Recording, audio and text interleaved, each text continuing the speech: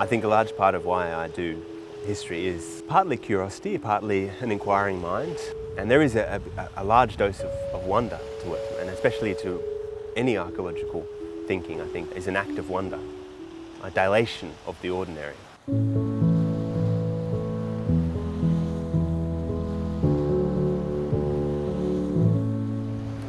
I've always been drawn to stories and storytelling, but I'm most drawn to true stories. I am a historian that actually tries to move beyond my discipline and work with archaeologists, trying to understand these sources beyond the written record. And as an Australian, I want to better understand how this land has been used for millennia. And this is the great revelation that has emerged really only the last half century or so, that the Australian landscape is as much cultural as it is natural. I joined my first archaeological excavation about 6 years ago. There was a site in Western Arnhem Land known as Bebe. And I worked there. I mean, as a historian and not an archaeologist, I had to earn my place on that first excavation as the camp cook. So by day I would trawl through ancient kitchens, and by night I would cook for a team of hungry archaeologists.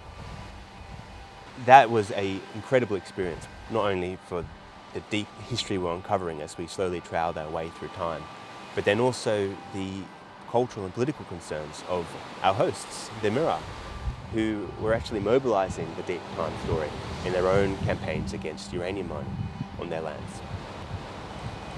So I could see how the deep past really presses against the present in Australia. You have to take a step back and remember that the antiquity of Australian history had to be uncovered. Half a century ago, it was thought that people had been here for only a few thousand years. In the decades that followed, we have seen occupation being pushed back to 10,000, then to 25,000, and then last year, with the publication of that site, Bebe, to 65,000 years ago. And it is an incredibly diverse story.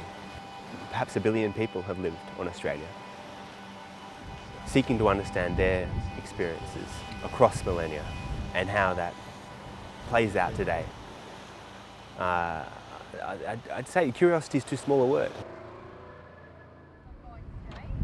Yeah. Straight ahead, and then there's a gap just there. I'm here on Lizard Island to better understand this beautiful stretch of sea country. This project is exciting because it brings the longer history, the deeper history, for me, the far more interesting history, into the frame. In the wake of the last ice age, the sea level rose not 1 or 2 metres, but 125 metres. And that's when we see this whole landscape transform from mountains into islands. It wasn't as if the land was lost. It was remembered and became a part of our sea country. Every little corner of this place has been imprinted with meaning.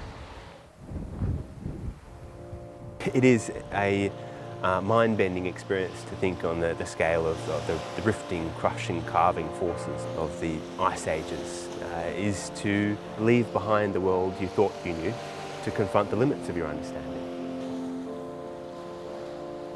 I don't feel like I've reached the end of whatever journey I'm on or anything like that, and I don't want to look back on wherever I've come and then see that as a logical progression to where I am now. But I think that we're shifting towards a different sort of compact with Australian history and a different story that we'll be telling kids in schools.